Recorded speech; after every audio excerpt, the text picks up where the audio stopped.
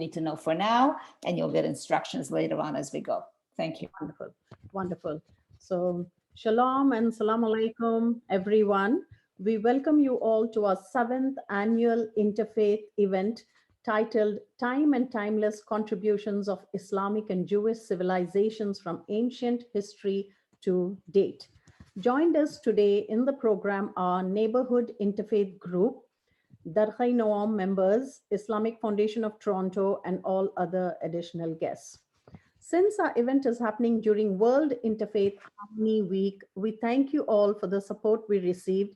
We are glad to be a part of this worldwide initiative. We look forward to our dear Rabbi Tina and Sheikh Yusuf Badat's presentations and wisdom. After the speeches, you will be allotted time to discuss the questions with your groups into the breakout rooms. Without further ado, it's my pleasure to introduce our dear Rabbi Tina Grimberg.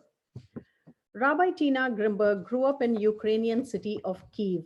She moved to North America with her family when she was 16 and immediately became involved in the Jewish community of Indianapolis. While working for the rights of refuseeniks back in the Soviet Union, she developed a passionate interest in the Jewish heritage that was so hard to access in her childhood. Rabbi Tina Grimberg initially trained and worked as a family therapist, specializing in women's issues and domestic violence. Her love of Jewish tradition and family life led her to the doors of Hebrew Union College's Jewish Institute of Religion in 2001. She received her rabbinic ordination from that seminary. Throughout her 5 years of rabbinical school, she worked as an intern at Congregation Beth Elohim in Brooklyn, New York. In the same time period, she facilitated workshops for intergroup interfaith couples at the 92nd Street Y and the Jewish Community Center of the Upper West Side.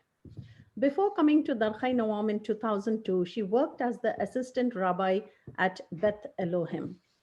Congregation Darkhay Noam has been blessed to have Rabbi Tina Grimberg as their spiritual leader, their teacher of Jewish heritage and personal counselor in times of joy and grief. Rabbi Tina is also an author. She has written a book, Out of Line, Growing Up Soviet, was published by the Tundra Express in October 2007, and has won numerous awards, including the Steen Memorial Award in Youth Literature and the Bronze Award for Book of the Year from Forward magazine. This autobiographical work offers a unique window into the life of a young Jewish girl growing up with her family in Kyiv in the 1960s and 1970s. Ladies and gentlemen, presenting to you our very dear Rabbi Tina Grimberg.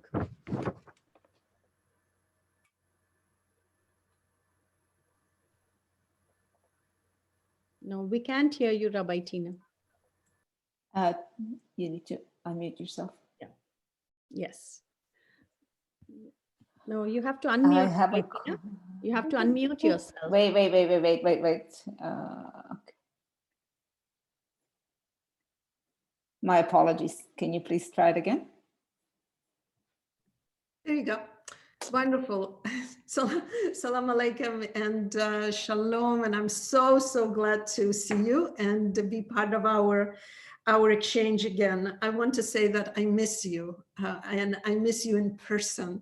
And I feel that, thank you for such a generous introduction. Highlights would have been just fine, but it reminded me of a moment when my friends come and family come into the house and everyone's in a hallway and you're figuring out where the shoes go, where you're going to put the coats, and how in the manner with which you're going to bring finally your treasured guest in.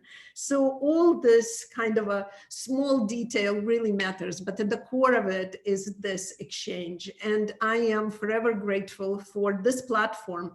As imperfect as it is, I still see your eyes and I see your faces, and I feel utterly blessed and inspired.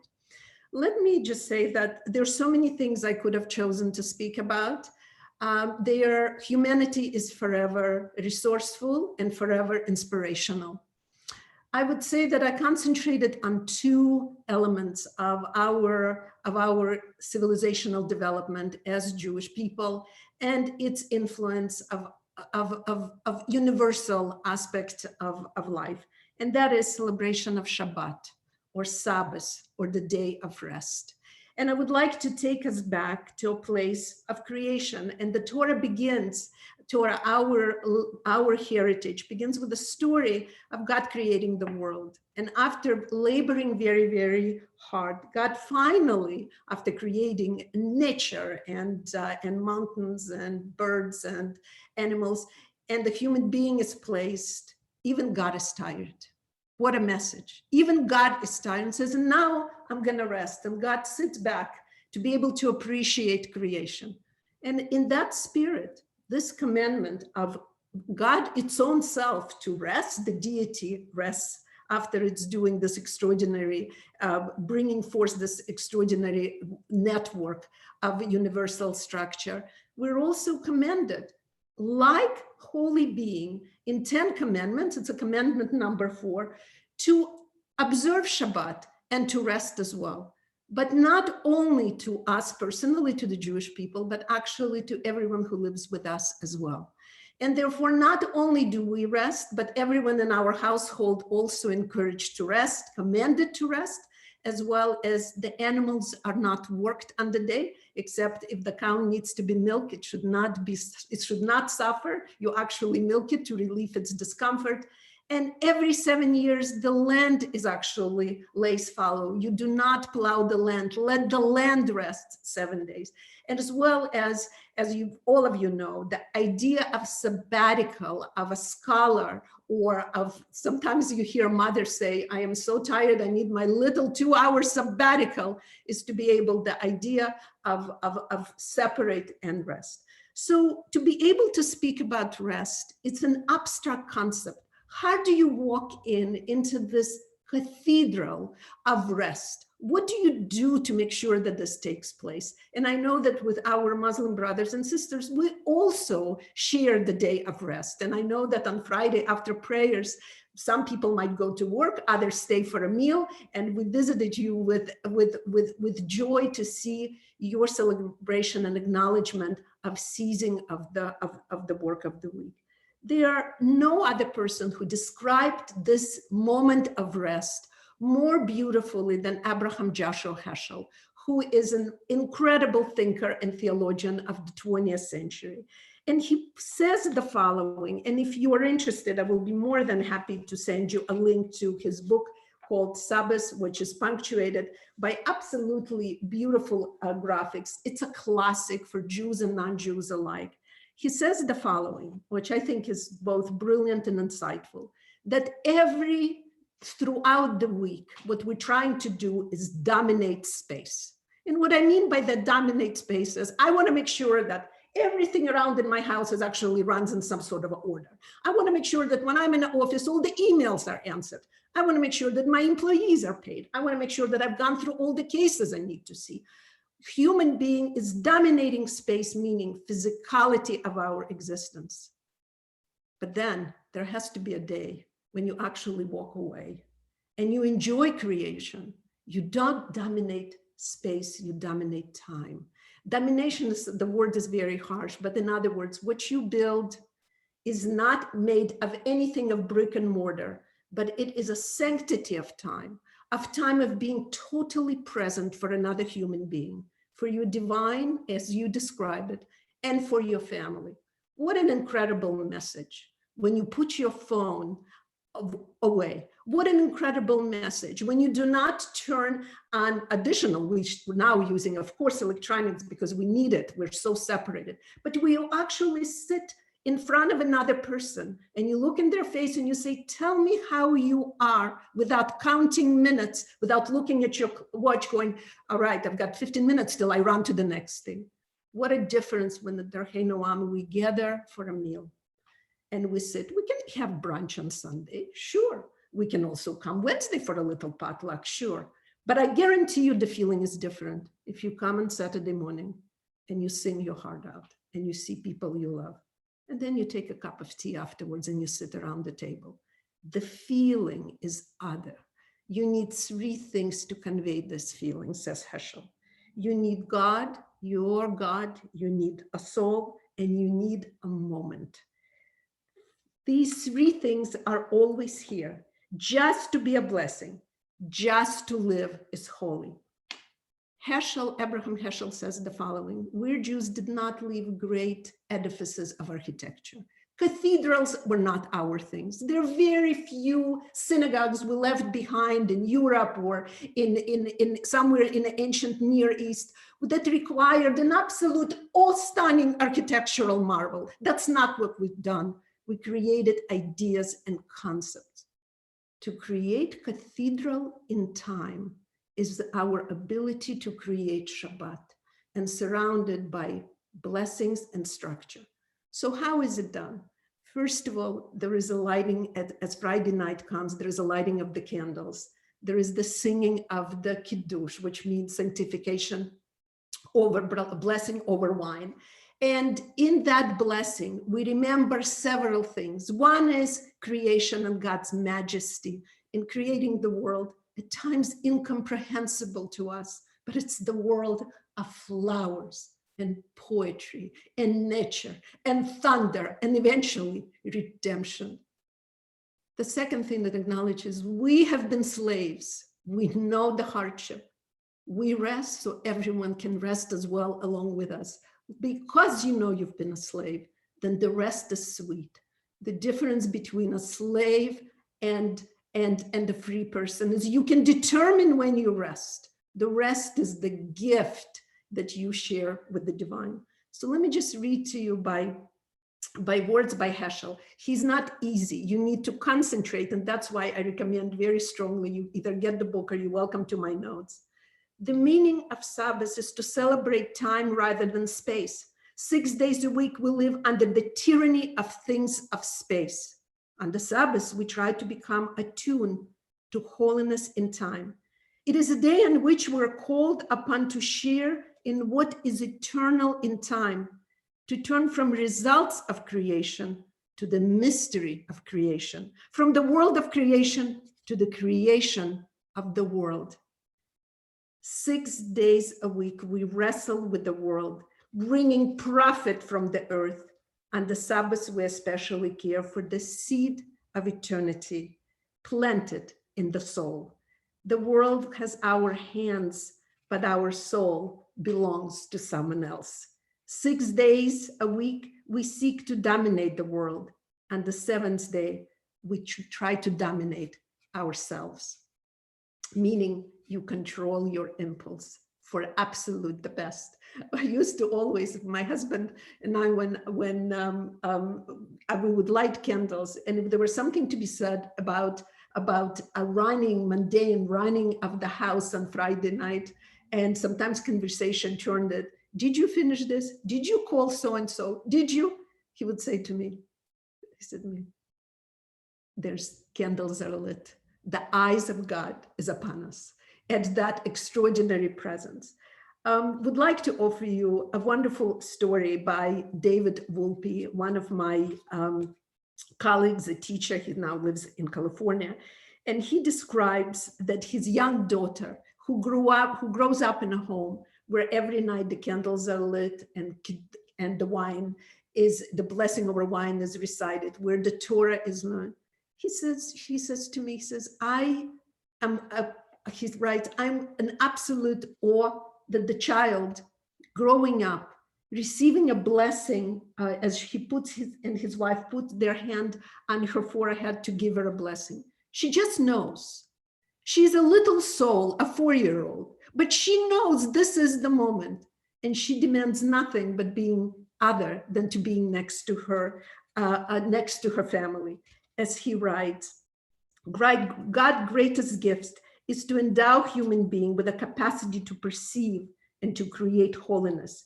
Jews have not, through their wandering, had the leisure of the need to, did not have the need to build grand cathedrals.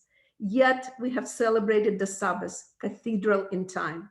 It can be celebrated as in a ramshackle hut, in a cave, in a barren field. The sanctity of time requires not technology, but devotion of soul. I'm going to repeat again, devotion of soul. So I would like to show you two things, but before I do so, the story is by Rabbi Solomon of Radomsk. He comes from Hasidic tradition of 1800, early 1800s, and he describes when he went to see somebody who worked for a great sage, Rabbi Elimelech. And it was a woman who worked in the kitchen, and she remembers the following. She says, I don't know, she says, what happened behind the closed door, because she says, I was busy helping. But she said, you felt the energy kind of leaving the partially open door. And even the kitchen was affected. Those of us who would eventually put the pots away and rest could feel it as if it was the Friday night approaching, as if it was right before Yom Kippur, when a Day of Atonement, when you were called to be kinder, and everyone would ask forgiveness and opportunity to embrace before Shabbat. So I'm going to show you two pictures. Kathy, may I ask you to just to share with you something. So first of all, so those of you, and I would like to say all of you, I would love to see you in my home or in our home at Darchei Noam. So what you're looking here is the photographs. They're a little bit, it's not a full picture, but do you see my actually cursor? Yeah. So this is partially, but it is a candlestick, which of course you light the candles. For Shabbat, you have here the Kiddush cup, which where the wine or grape juice is, thank you, is put, and then you have two halot or bread. You wash your hands, you purify your hands, you return it to the state of elevation, and you recite a blessing over two halot, two braided bread. And some of you bake it in the most beautiful way. And the smell of the baked bread in a house. And you are grateful and commanded to recite the Holy One brings the bread from the earth. But of course, it is extraordinary partnership between divine and the human being, because you can grow a wheat, but it takes human being to make bread. And all of you who baked pitot or who cook are there in the kitchen with me, we know this journey from the raw to actually something that feeds and nurtures you. Let me just say that certainly Christianity also adopted a day of rest. It happened to be something. Before I get to my Christian brothers and sisters, let me just show you one more picture. Kathy, can I ask you to show, yes, well, this one's harder to, I showed you the sort of par excellence, the beauty, right? What you're looking at is, this is 1880, and this is a gentleman sitting at the cellar, in the cellar of a coal miner. And you can tell the poverty with which this man actually, earns his bread. You can tell his little place where he sleeps. You see a bucket, you see his hat, and you do see a challah. I see a cursor, yes, and you see a simple Kiddush cup. This is the cup for wine. That's a big, right over here. Yeah, Kiddush cup for wine. But what I want to say is, if you expand this picture larger, you will see that his eyes are not set in despair. Even so, when you look at first at this photograph, your heart sinks because you see the hardship. But the fact that creating a day of rest through meditation and through gathering with others, through being able to share your modest but beautiful meal, actually lifts you up from the shackle of dailiness and its harshness, and creates from you become a king and a queen in your small home, but in reality. So this is the concept of the day of rest, is that you can be present for another. Let me for each other, and create that vessel for God's presence. Let me just say that, of course, Christianity adopts also the day of rest as well. And just to give some of these lovely nuggets is 1908, Saturday and Sunday, It was both that Saturday and Sunday, at least in North America, and I would check on Canada. So before you quote me, careful. I certainly, US for sure. We end up with 2 days of rest. Come to us from Britain, because Sunday was the day of rest, but it was Jewish factory workers as well in the labor movement who demanded to have Saturday the day of rest as well. And it's through Industrial Revolution, there was, a number of industry wrestling, not always in a very pretty way. What's interesting is Henry Ford, you would imagine, not exactly the man of a businessman. He insists that his employees have 2 days off. Why 2 days off? By the way, he doesn't have anything to do with the Jewish culture. Henry Ford was not Jewish, but he incredible man of mind. Why does he lobbies to have his employees have a 2-day week off? It's because they're also his customers. He makes cars, employees have time to buy and use them. So in other words, what does 2 days off also does is it allows people to spend and put money back in the economy. Right now, I took us from the heights of the Shabbat and creation of the world straight into our pockets. Why did I do that? Because we see right now in a pandemic what happens when we cannot work or put money back into the economy. It matters. Economy matters. But in that conquering of space, this is the management and the beauty of time is when you take time for your loved ones and your family and your God, and you create a nice arc. You start Shabbat with lighting of the candles. You end Shabbat with lighting of the Havdalah, the candle that separates the rest into the week that to come. You end Shabbat with wine, just like you began with wine. And you become a little bit sadder. Why? Because additional soul that allowed you this creation is beginning to depart. You actually get an extra soul when you allow a structure. And every love needs boundary and structure for us to blossom. So with that gift, it certainly was shared by many. Let me jump into the second. Of course, this is all highlights, and I'm happy to spend more time with you and teach in more detail. And the topic very dear to me, of course, as in my background is marriage and family therapist, and then became a rabbi, is that up to the turn of the 20th century, 1900s, we did not have what we know psychotherapy. Right. We treated people who were not feeling well or had expressed neurosis and so forth by terrible means, doing our best as separating them from the society or, putting them in a cold water before that bloodletting. I mean, there's things that were done are horrific. We would let me, as my friend would say to me, you know what, let's not go there. We're going to stop. Thank goodness we're in a different place. But one thing that comes with Sigmund Freud, with whom I will not spend time, but he deserves to be mentioned. Yes, he is a Jew. He was not a religious Jew. You would not daven, you would not pray with Sigmund Freud. I don't think he ever said blessing over Kiddush, over wine, past his early ages. He actually rejected Judaism, not formally, but certainly was a very much of a scientific, logical nature. But he comes from a very, very religious background. And he comes from a religious background where conversation over text and over books is the way you express your devotion, your belonging to God and to your community. It is in this exchange that begins to permeate the seeds, as well as in rabbinic families. Or in a Muslim community, you went to Imam when you had a sorrow. You went to talk to somebody because you had trouble. The same thing, the rabbis spent time in communication with their flock, with their people. As a result of that, the talking cure, ability to speak to one another as a potential for redeeming and to help us to get better psychologically. We begin to have a mental health movement.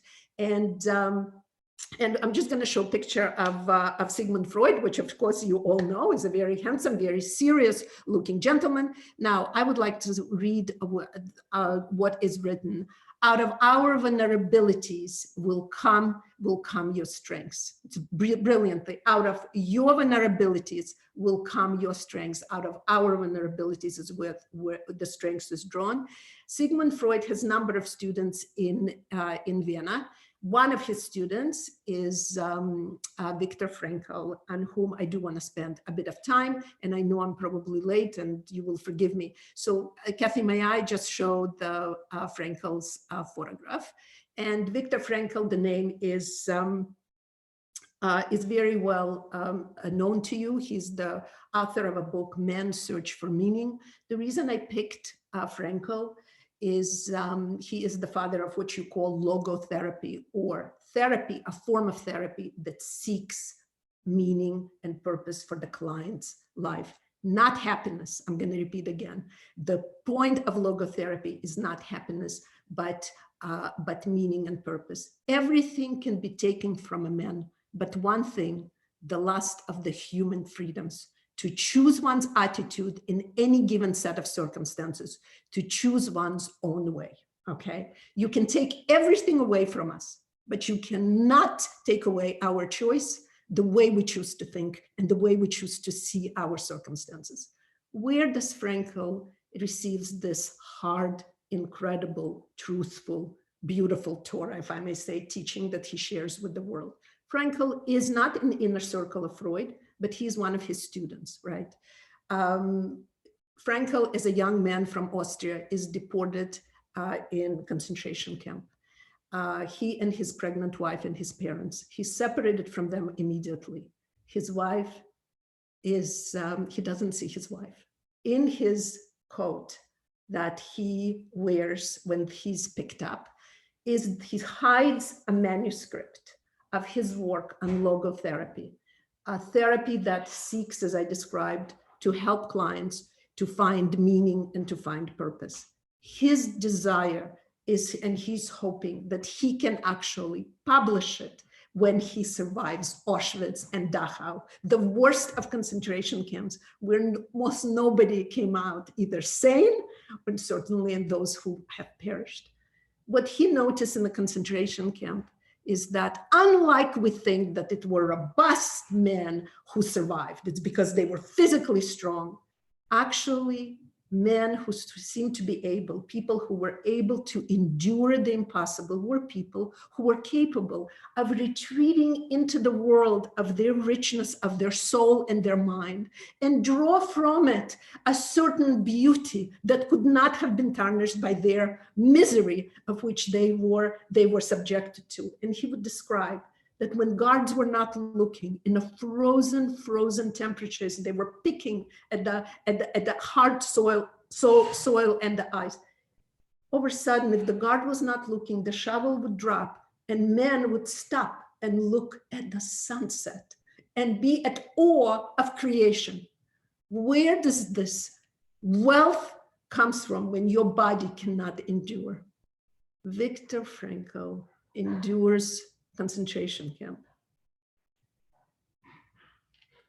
What holds him alive are two reasons, two purposes. One, he wants to see his wife. Two, that he will publish his manuscript on logotherapy, because now his theory that he put forth will be proven based on horrific experiences he endured in a camp. And by a tiny light, he scribbles on pieces of paper his findings while he is entered into the camp. When he comes out of the camp, his wife, he finds out that his wife was gassed. Almost immediately, she was pregnant. She didn't have a chance. But his work saves thousands of people and gives them structure and meaning. Because no matter how terrible life is, for Frankl sees that redemption comes in seeing purpose and meaning. You decide on your life.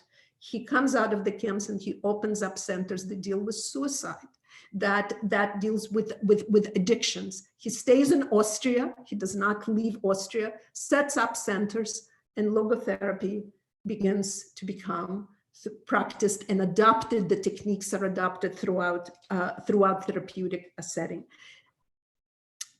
Kathy, can I ask you to show two women as they are studying? It was one of my favorite slides. Thank you. If you would look at this picture, some of you would not maybe know if two women are in therapeutic encounter. Is it a social work experience and one woman is teaching another? Or there are two women who are learning to understand something deeper about life and about one's purpose in life.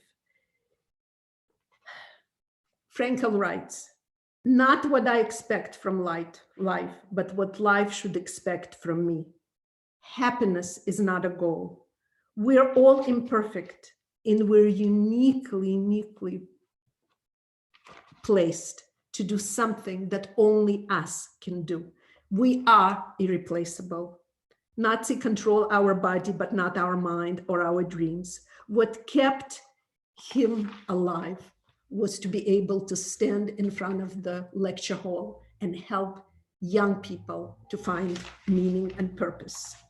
He says 3 ways to fulfill life's meaning.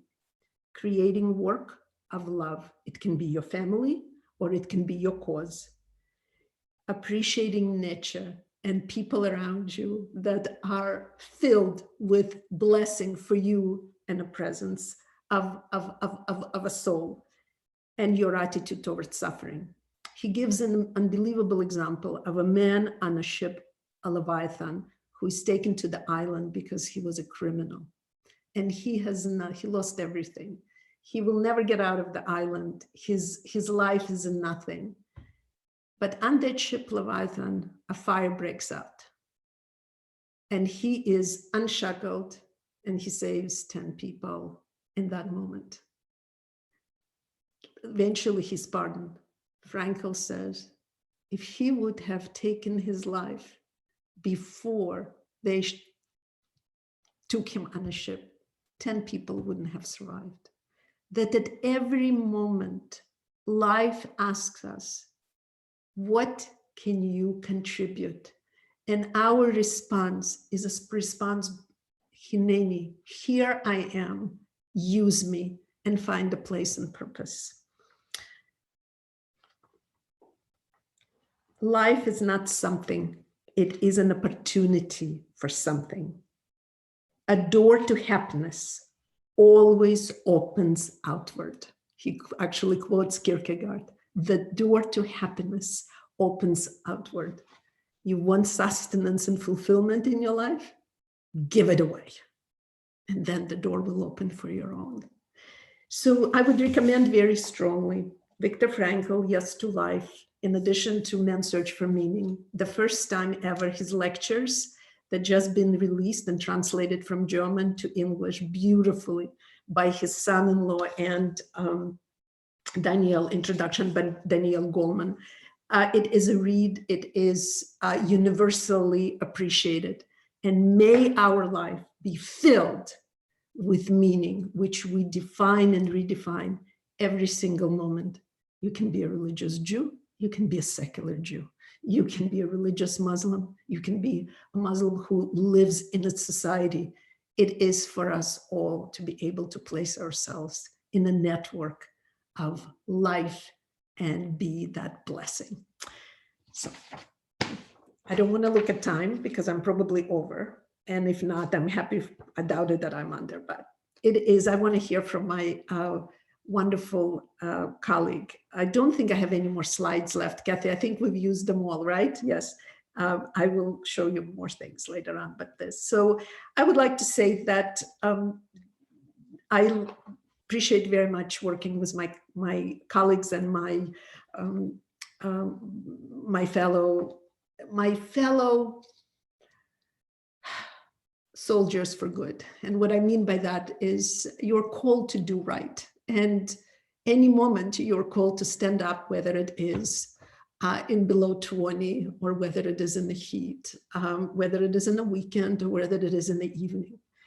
And you are driven by calling and you're driven by your love of people. And you're also driven by your other colleagues and friends who are in the trenches to do this work with you. So Shaykh Yusuf Badat, my dear friend and my colleague. His commitment to the sacred science began early in his life when Allah blessed him with the ability by age 14 to complete the memorization of the Holy Quran. He completed a rigorous 6-year Alim course at the Darul Ulum Zaharia, South Africa, where he achieved his master's in the Islamic science, which includes but was not limited to language, exegesis, and jurisprudence. He earned a Asserization of Hadith under the Grand Mufti of South Africa, Shaykh Radha ul Haq. Shaykh Yusuf Badat is an Ontario registered minister of religion and licensed marriage officer. He also holds a diploma in network administration from the Toronto School of Business. Since 2005, Shaykh Yusuf Badat is the founder and director of Masaba Foundation. He's an active executive member of the Canadian Council of Muslim and Theologians. And in 2005, Shaykh Yusuf Badat is serving as a teacher for Arabic Islamic studies, Quranic studies, and world religions at the Islamic Foundation School. Shaykh Yusuf Badat is also the Imam and Director of Religious Affairs at the Islamic Foundation of Toronto. But for me, he's a dear friend. So welcome, Imam. Yeah, God bless each and every one of us. It's wonderful to be here. Assalamu alaikum, shalom to each and every one of you, particularly Rabbi Tina with that introduction and I see your passion and your love. May God bless each and every one of us. Once again, it's an honor for me to be here and be part of the Interfaith program. I know the pandemic has challenged us in different ways, but by now, most of us have found some positivity in some aspects. And we pray that God protect everybody. May God the Almighty give us all healing and cure and quickly allow us to return to the best of peace and prosperity and ordinary, what we would call, sooner than later. So I have a few minutes to discuss the topic and the theme at hand. And for this, I do have some slides and presentation slides that I'm going to place on the screen here. So just give me a moment. So I'm sure you can see my slides now. Okay, so I wanted to start off by talking about time from the Islamic perspective. For this, I want to quote one of the chapters of the Holy Quran. And this chapter in the Holy Quran is actually titled Time. This in Arabic is known as Asr. And God actually takes an oath of time here. So I'm going to translate. You see it here on the screen. So in the name of God, the most gracious, the most merciful, by time, the human being is in loss, except those who believe and do good works and encourage truth and recommend patience. So this is an entire chapter of the Holy Quran, chapter 103. As I said earlier, the name of this chapter, this Quranic chapter, is time, and God has taken an oath of time. This highlights several matters, but the most important matter is time is a valuable asset. Therefore, God is taking an oath of time and then giving us a beautiful message here. And what is that message? He's saying that we will be at loss, we will be in damage if we don't utilize our time properly. And what do we need to use our time for? We need to believe. We need to use our time to believe and worship God and surrender to His commands and instructions. And at the same time, we need to do good works. Whatever we can, we have a valuable asset of time. If we utilize it to do great things and positive activities, then we will be utilizing our time appropriately. And we need to encourage the truth and also recommend patience. So there will be challenging circumstances. There will be positive situations, such as the pandemic that we're passing through. So it may require patience, but the fruit of that patience will definitely be blessings and positivity. So this is a Quranic chapter that shows us the importance of this valuable asset that each and every one of us have. The second quote from the teachings of the Prophet of Islam, Muhammad, peace and blessings upon him, that I'd like to highlight is from Sahih al-Bukhari.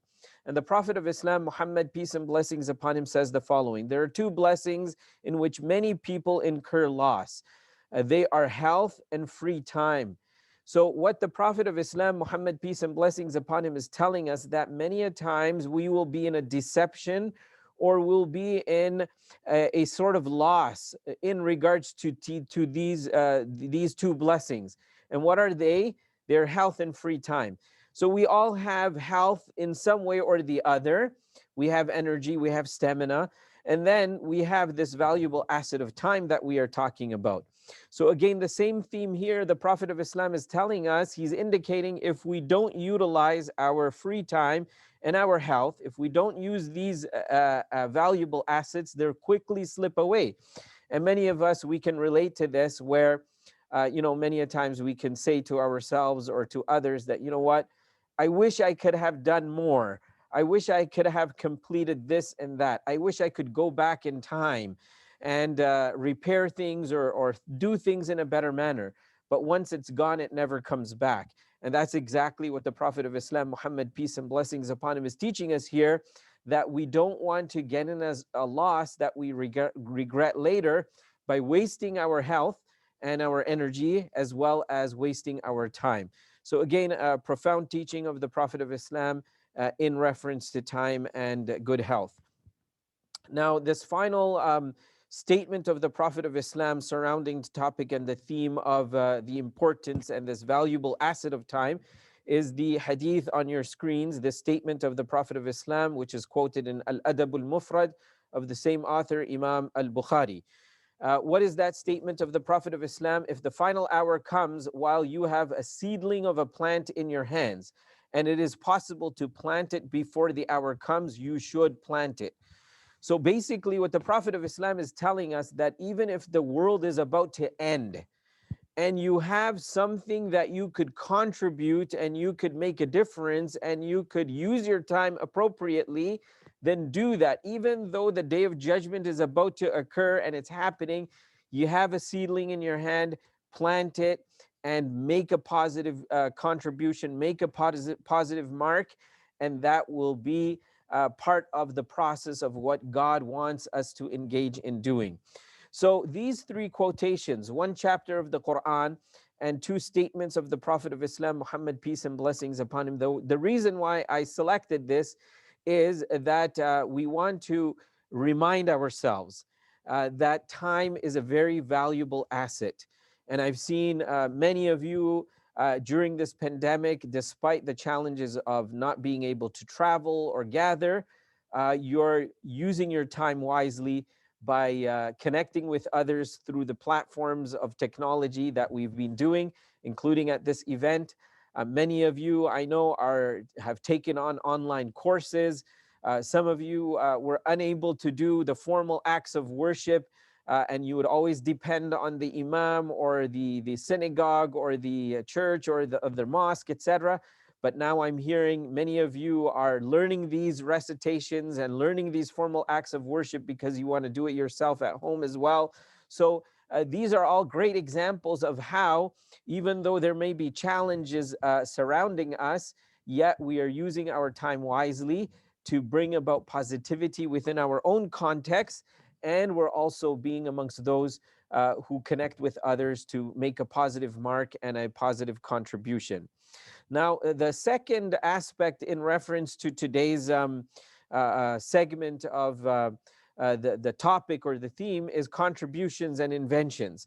So if we look at history, every community, every society, and every human being brings about some form of contribution and some form of invention.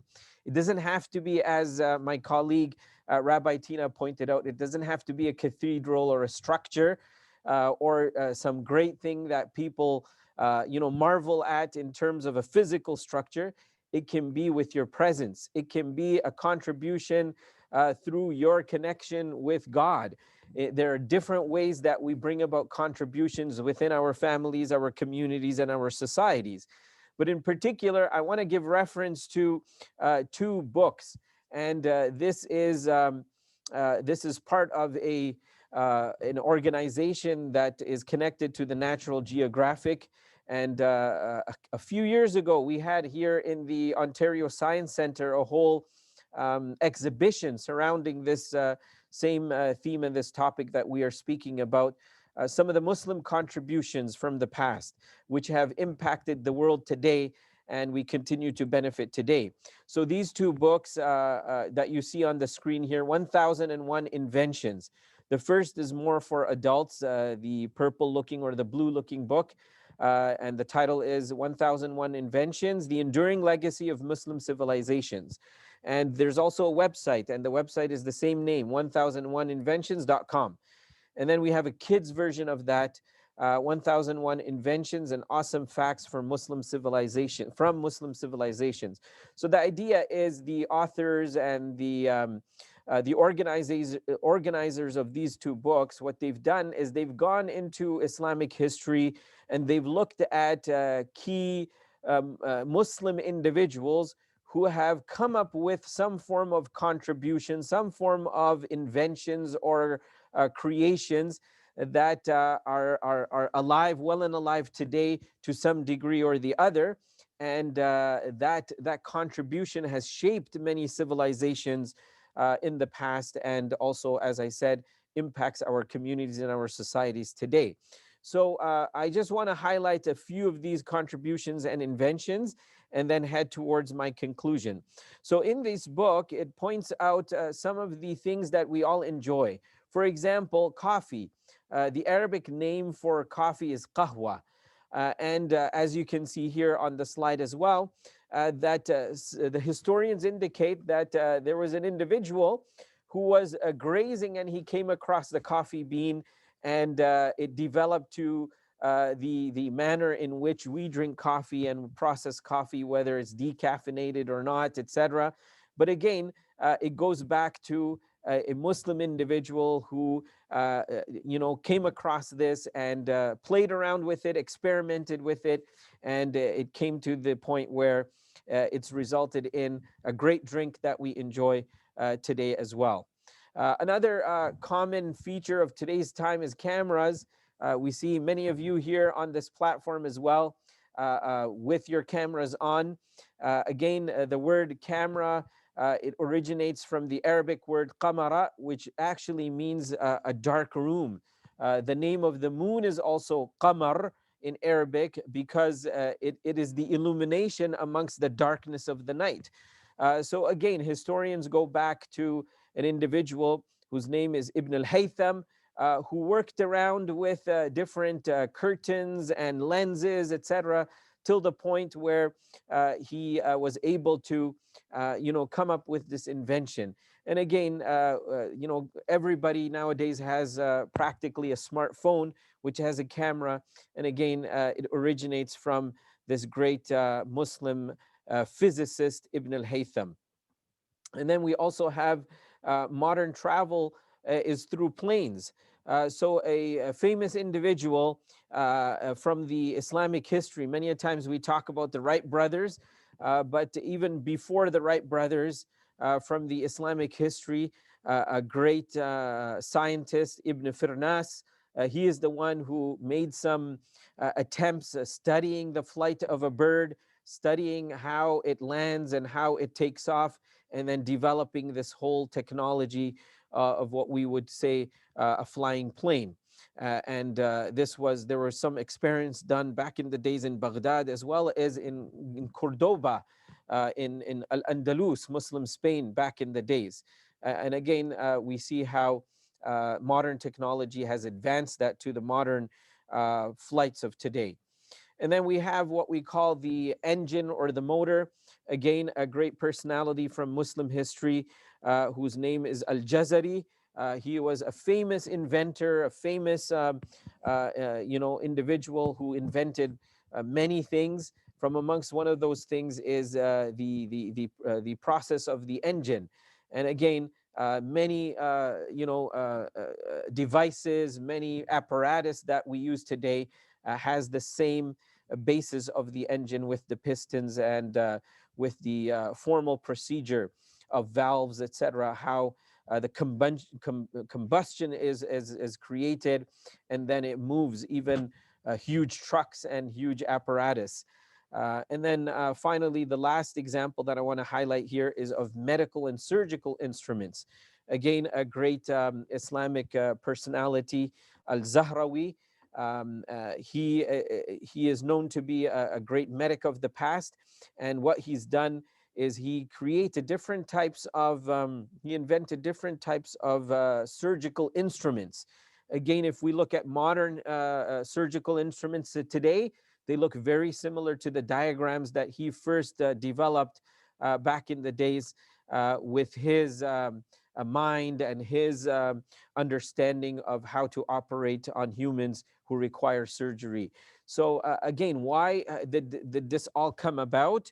From the Islamic perspective, in the Quran, God highlights and God tells us as human beings that we're here on this earth to do two things. Number one is to worship God and to exalt his name and to surrender to him. And number two is God invites humanity to make a contribution, to leave a legacy, to serve humanity, to make someone's life better.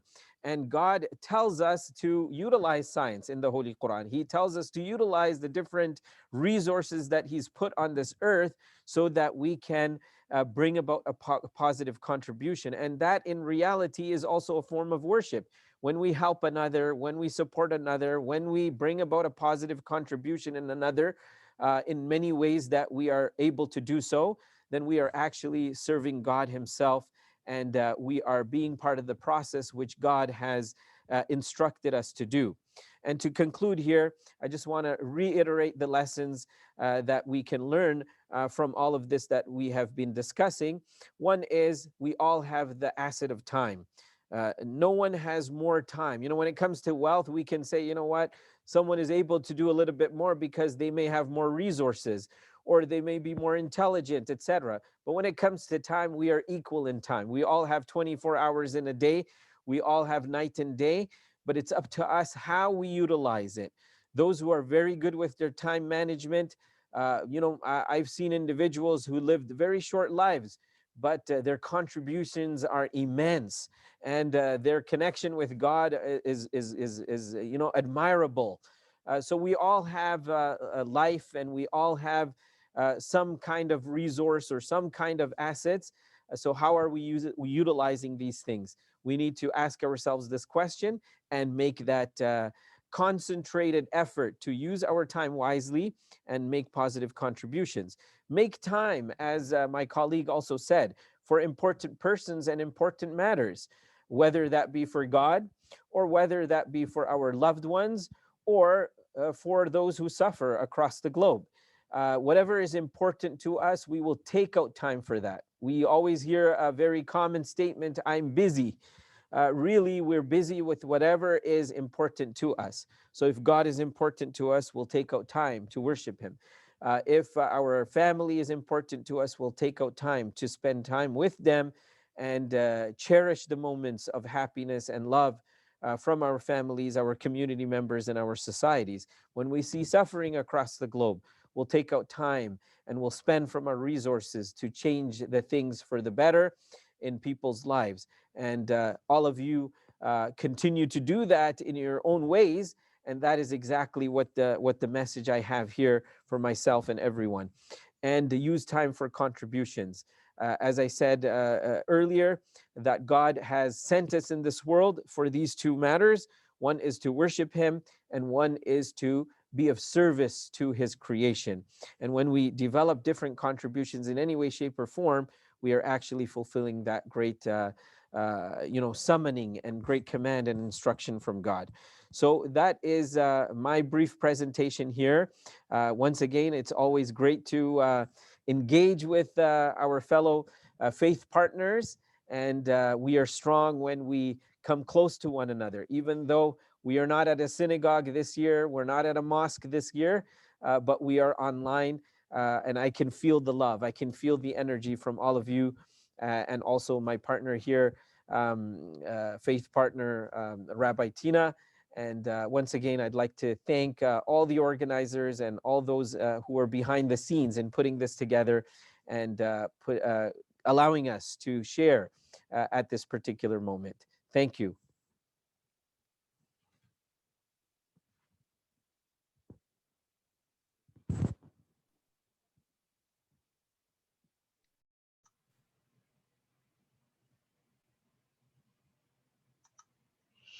Hello, everyone. Thank you so much, Rabbi Tina and Imam Yusuf, for such wonderful, thoughtful, caring presentations on a topic that I know each of you could spend much more time on as well. And we appreciate all that you've said and look forward to opportunities for other discussions with you both as well. But for now, the committee of both our congregations felt it's really important to do one thing we've always enjoyed when we've got together, which is come together in small groups. So that's what the plan is now, and we ask for your help with that. You don't have to do anything, you just have to sit in front of your screen, not a problem.